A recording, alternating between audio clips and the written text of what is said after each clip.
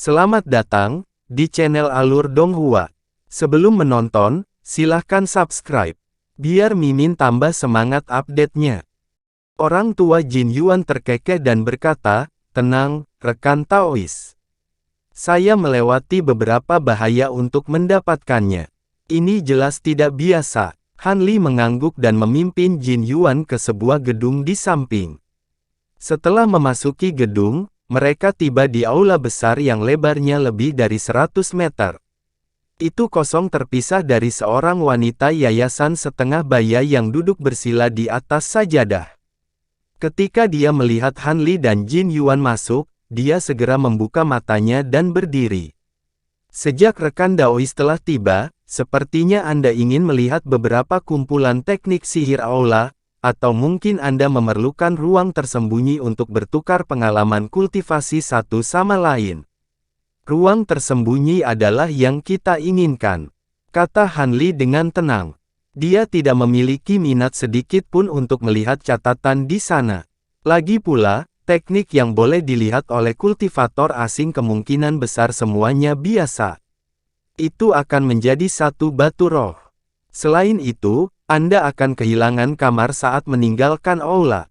Wanita parubaya itu berkata sambil tersenyum. Dia kemudian meraih pinggangnya dan mengeluarkan beberapa kamar miniatur berukuran inci ke tangannya. Han Li tercengang sesaat ketika dia melihat ini dan dengan santai mengeluarkan batu roh dan menukarnya dengan ruangan mini. Dia kemudian dengan penasaran memeriksanya. Ketika wanita parubaya melihat ekspresinya yang penasaran, dia dengan tajam bertanya, apakah ini pertama kalinya rekan Daois melihat ruang keberuntungan tersembunyi? Betul sekali. Apakah ini alat ajaib? Han Li menimbang benda itu di tangannya dan merasa benda itu seringan bulu. Ruang keberuntungan tersembunyi dapat dianggap sebagai alat sihir, wanita itu menjelaskan, tetapi sangat mudah digunakan. Anda hanya perlu menuangkan ki spiritual yang cukup untuk menggunakannya. Tentu saja, ruang keberuntungan tersembunyi tingkat rendah hanya dapat diperluas hingga tingkat tertentu dan tidak memiliki banyak kegunaan lain. Sulit untuk menyebutnya alat ajaib sejati.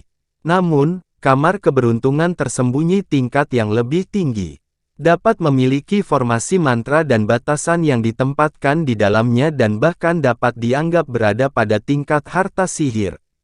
Tentu saja, yang kuberikan padamu adalah tipe yang lebih umum, tapi seharusnya tidak ada masalah menghentikan orang lain untuk menguping pembicaraanmu. Ketika Han Li mendengar ini, dia merasa terkejut. Meskipun dia diberitahu bahwa akan ada kamar tersembunyi yang disewa di sini, dia tidak mengira itu sebenarnya adalah barang-barang aneh ini. Barang seperti itu tidak ada di selatan surgawi. Terima kasih banyak atas penjelasannya, rekan Taois. Han Li kemudian berjalan ke ruang samping yang ditunjukkan wanita itu.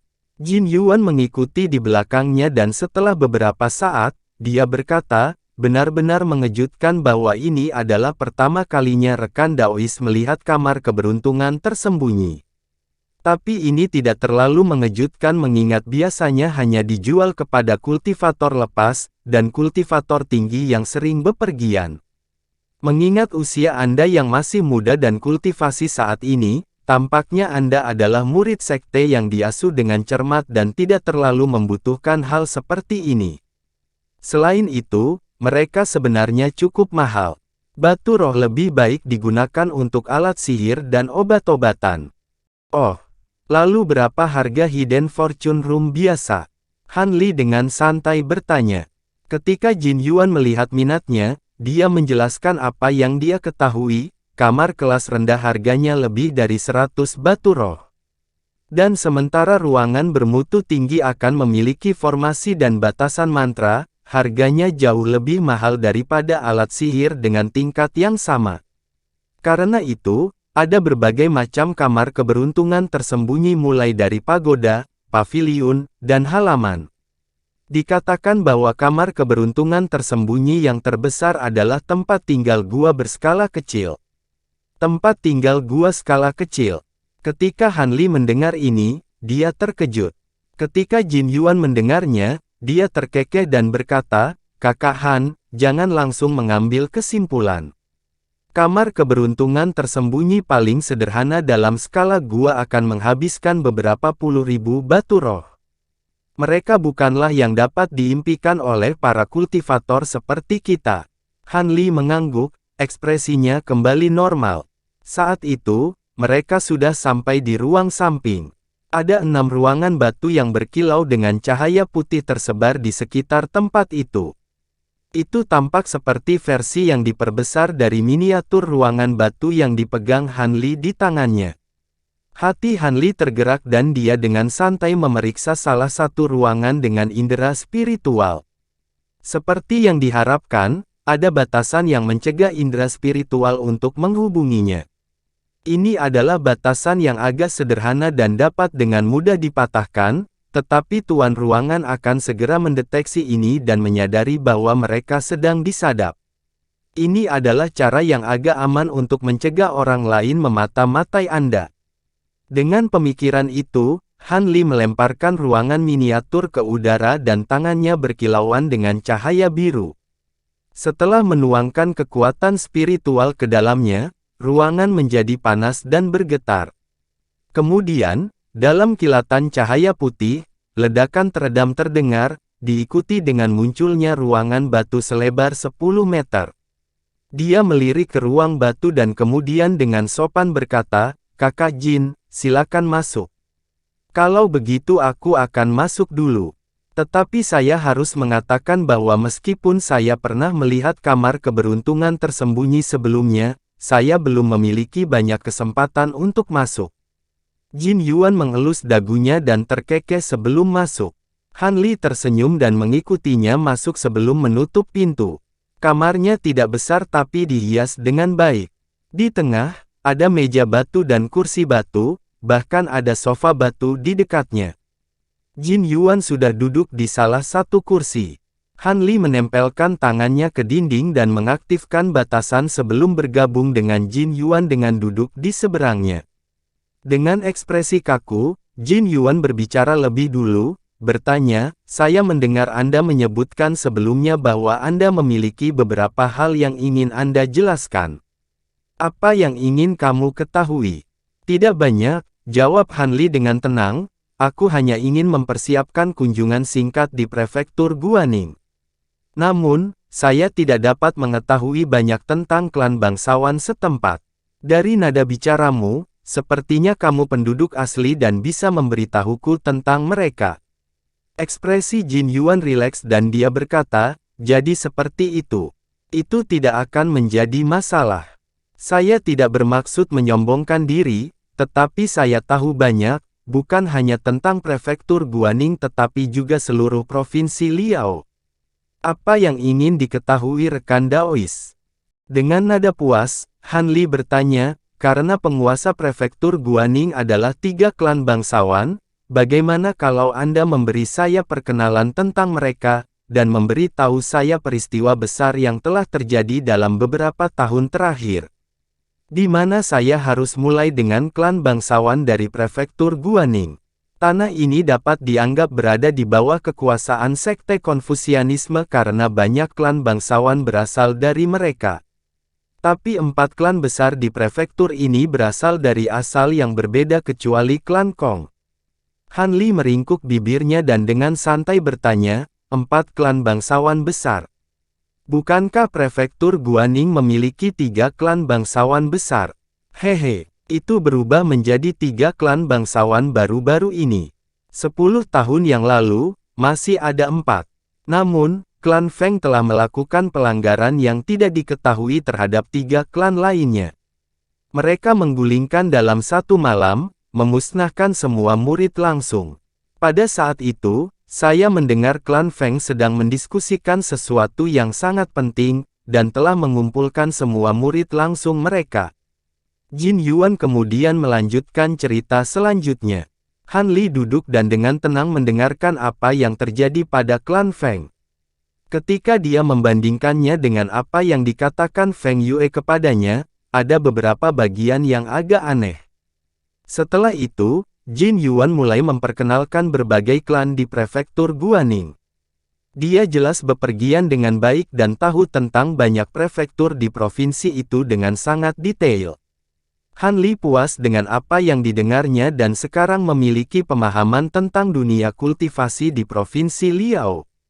Ini jauh lebih detail daripada yang bisa dikatakan Cao Mengrong padanya. Sekitar setengah jam kemudian, dia akhirnya mengatakan semua yang dia inginkan dan Han Li tersenyum, berkata, "Terima kasih telah bersusah payah memberitahuku semua ini, tapi sekarang mari beralih ke topik harta anehmu. Bisakah Anda mengeluarkannya dan mengizinkan saya memperluas pengalaman saya?" Harta karun. Tentu saja. Saya masih berharap rekan Daois membantu saya memeriksanya. Jin Yuan menjawab dengan nada puas. Kemudian dia mengeluarkan kotak batu giok dari kantong penyimpanan dan meletakkannya di atas meja. Han Li mengalihkan pandangannya melewati kotak itu dan memeriksa indera spiritual di sekitarnya, dia merasa jantungnya berhenti. Item di dalam kotak melepaskan kekuatan aneh yang menolak indera spiritual, sangat menarik minatnya. Jin Yuan dengan hati-hati membuka kotak itu dan mengeluarkan bola cahaya keemasan menyilaukan seukuran kepalan tangan dengan permukaan kabur. Dia mendorong kotak itu ke arah Han Li dan dengan penuh semangat berkata, "Rekan Taois, tolong perhatikan baik-baik dan lihat apakah kamu bisa mengenalinya." Han Li mengangkat alisnya dan membawa kotak itu ke matanya sebelum melihat dengan cermat. Itu tampak seperti gelembung dengan pusat transparan dan permukaan yang berkilauan dengan cahaya keemasan. Namun, itu tidak memiliki sedikit pun ki spiritual. Setelah memeriksanya untuk waktu yang lama, dia mengulurkan jarinya dan membungkusnya dengan lapisan cahaya biru. Kemudian dia menyodok benda itu dengannya, menemukan bahwa benda itu lunak dan lentur. Han Li mengungkapkan ekspresi terkejut, dan setelah beberapa saat berpikir, dia mencoba untuk menyapu indera spiritual di sekitarnya, tetapi itu ditolak ke samping saat gelembung itu berkedip-kedip dengan cahaya. Dia kemudian secara tidak sadar menanggapi dengan meningkatkan intensitas indera spiritual, mencoba untuk memaksakan benang indera spiritual ke dalamnya. Tiba-tiba, pemandangan aneh terjadi, cahaya keemasan berulang kali berkedip di permukaan gelembung dan mulai mengembang satu saat dan berkontraksi di saat lainnya, menyerupai detak jantung yang kuat. Han Li mengerutkan kening untuk waktu yang lama sebelum mengirim transmisi suara ke Monarch Soul Divergence. "Senior, pernahkah kamu melihat ini sebelumnya? Apakah Anda benar-benar percaya bahwa tidak ada yang belum saya alami dan tidak ada yang tidak saya ketahui?" Monarch Soul Divergence bertanya terus terang.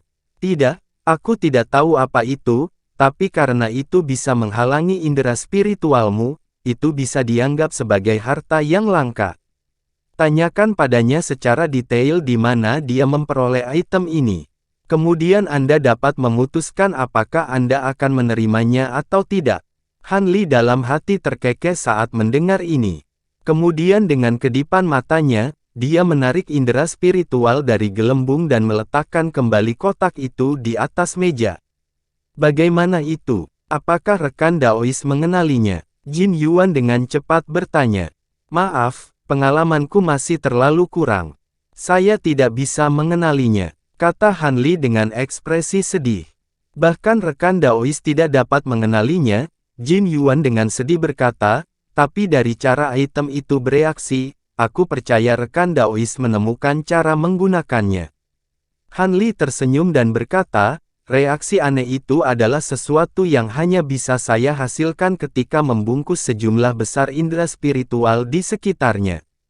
Meskipun saya tidak tahu apa itu memenuhi syarat sebagai harta langka." "Oh, jadi seperti itu." Jin Yuan tampak skeptis dan kemudian pandangannya terfokus pada gelembung emas di atas meja sebelum dia melepaskan indera spiritual. Han Li dengan tenang mengamati tindakan Jin Yuan, dan setelah beberapa saat, cahaya keemasan mulai muncul dari gelembung dan sedikit berdenyut. Pria tua itu kemudian menghela nafas panjang saat dia menarik indera spiritualnya. "Sepertinya aku telah mempermalukan diriku sendiri. Indera spiritual rekan Taois jauh lebih kuat dariku. Dia berbicara dengan nada kagum. Dia awalnya percaya bahwa Han Li memiliki kultivasi yang setara dengan miliknya. Namun, upaya terbesarnya hampir tidak cukup untuk mengaduk gelembung sama sekali, sementara Han Li mampu menimbulkan reaksi yang kuat. Ini memperkuat asumsinya bahwa Han Li adalah murid sekte yang kuat. Han Li hanya tersenyum. Kakak Jin, dari mana kamu mendapatkan item ini? Dari sifatnya yang khas, apakah ia berasal dari asal-usul tertentu? Tentu saja, jika saudara Jin merasa sulit untuk mengatakannya, Anda tidak perlu menjawabnya. Kata Han Li dengan acuh. Jin Yuan awalnya tampak ragu-ragu sebelum tersenyum dan berkata, bukan rahasia lagi dari mana barang ini berasal, tapi saya khawatir Anda tidak akan percaya jika saya memberi tahu Anda. Masalahnya agak tidak percaya. Jika kamu tidak mengatakannya, bagaimana aku bisa mempercayainya? Jika Anda memberi tahu saya dari mana asalnya, saya mungkin dapat mengenali item ini. Mungkin saya akan diingatkan tentang barang serupa seperti ini, kata Han Li sambil menyeringai. Dari nada bicara Jin Yuan, sepertinya dia punya cukup cerita. Jin Yuan menghela nafas dan berkata, tidak ada yang perlu disembunyikan. Tetapi untuk mendapatkan item ini, banyak teman baik saya telah meninggal dan saya tidak ingin mengingat kembali ingatan itu.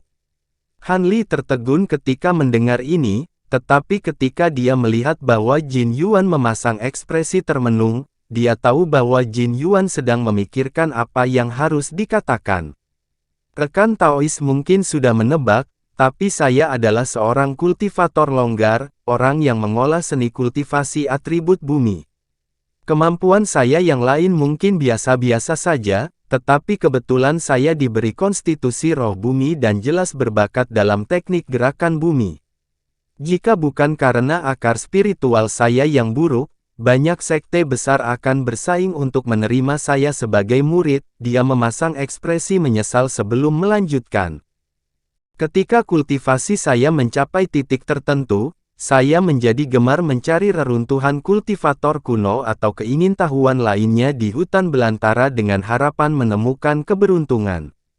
Namun, tempat tinggal dan barang-barang kultivator kuno tidak begitu mudah ditemukan.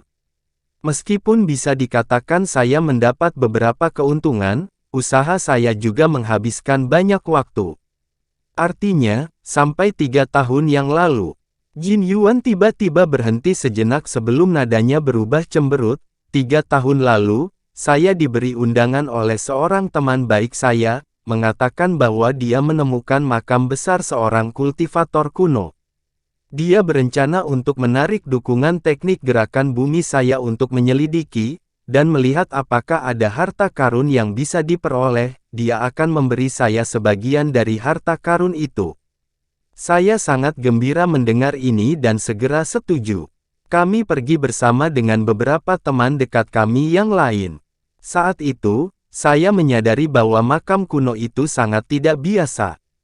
Baru setelah kami masuk barulah kami menemukan, pada saat itu, suaranya mulai bergetar. Kami menemukan bahwa makam itu sebenarnya milik seorang raja fana yang termasyhur pada zaman kuno. Dia dikenal luas sebagai Glorious Blaze Monarch, saat dia masih hidup dan dikatakan sebagai karakter legendaris. Ketika kami melihat ini, kami sangat kecewa, takut perjalanan kami sia-sia. Lagi pula, tidak peduli seberapa besar manusia, harta mereka tidak begitu berharga bagi para kultivator seperti kita. Tapi siapa yang tahu bahwa kami akan menemukan banyak alat sihir dan bahan kultivator berharga yang terkubur bersama raja di ruang makamnya. Kami sangat senang dengan keuntungan yang baru kami temukan, tetapi sekam yang membusuk di ruangan itu tiba-tiba mulai hidup dan menjadi prajurit yang kebal. Tidak peduli alat atau teknik sihir yang kami gunakan untuk menyerang mereka, itu tidak ada gunanya. Sebagian besar teman saya tidak dapat melindungi diri mereka sendiri dan dicabik-cabik oleh tentara undead. Dan kemudian, suara aneh datang dari peti mati raja seolah-olah Raja Api Agung sendiri akan hidup kembali. Untungnya, saya dapat melarikan diri dengan teknik gerakan bumi saya ketika keadaan berubah menjadi buruk, atau saya akan binasa di sana. Yang lain tidak seberuntung itu. Kulit Jin Yuan menjadi pucat ketika dia selesai berbicara saat dia mengingat adegan yang menakutkan itu. Merasa agak tersentuh oleh ceritanya, Han Li menunjuk ke kotak itu dan berkata, "Kalau begitu, benda itu adalah..." Itu adalah salah satu persembahan di atas peti mati raja. Saya mengambilnya tepat saat saya pergi. Awalnya saya berpikir karena barang itu aneh, itu akan menjadi harta karun yang besar, tetapi ketika saya membawanya ke berbagai kota pasar, tidak ada yang bisa mengidentifikasinya. Meskipun mereka semua tahu itu adalah barang yang tidak biasa, tidak ada yang mau membelinya dengan harga yang cukup tinggi sehingga tetap menjadi milikku sejak saat itu. Jin Yuan menjawab terus terang.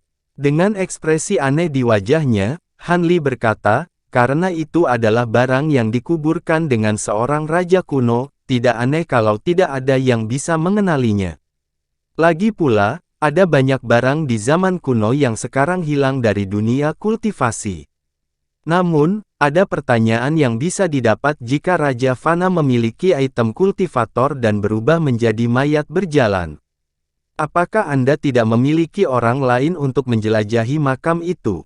"Tentu saja, saya bahkan membawa sekelompok besar kultivator kelas tinggi.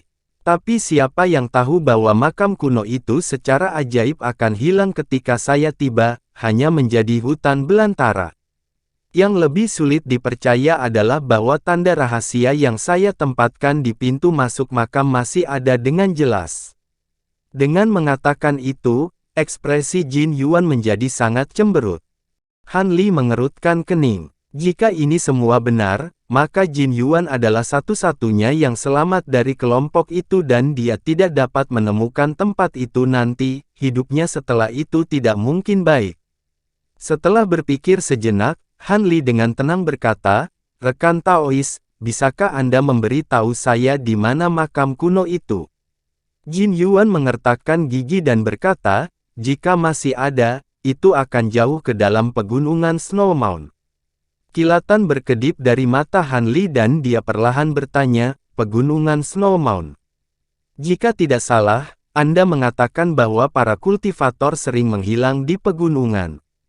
Mungkinkah ini ada hubungannya dengan itu?" Setelah ragu-ragu, Jin Yuan menjawab, "Itu mungkin. Jika rekan Daois tertarik, saya dapat memberi Anda lokasi makam. Mungkin Anda dapat menemukan sesuatu di sana." Setelah itu, dia mengeluarkan slip giok dan membubuhkan sesuatu padanya sebelum menyerahkannya kepada Han Li. Setelah hening sejenak, Han Li mengambil slip giok dan dengan tenang berkata, "Bagus. Jika saya punya waktu, saya pasti akan melihatnya." Jin Yuan terkekeh dengan senyum berseri-seri dan berkata, "Sepertinya kita menjadi teman cepat dan sudah lama sejak aku bisa membicarakan pengalaman pahitku dengan orang lain. Bagaimana dengan ini? Karena Anda tampak sangat tertarik, bagaimana kalau saya menjualnya ke rekan Taois? Itu hanya akan dikenakan biaya 100 batu roh." "Bagaimana? 100 batu roh?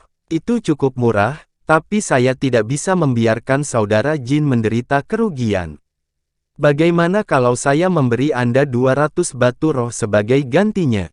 Han Li berkata sambil tersenyum malu. Setelah itu, dia menyentuh kantong penyimpanan di pinggangnya dan menyerahkan 2 batu roh kelas menengah kepada lelaki tua itu. Ketika Jin Yuan melihat batu roh, dia tidak bisa menahan senyum. Kemudian setelah mengucapkan kata terima kasih, dia mengambil batu roh dan menyerahkan kotak giok yang berisi gelembung emas.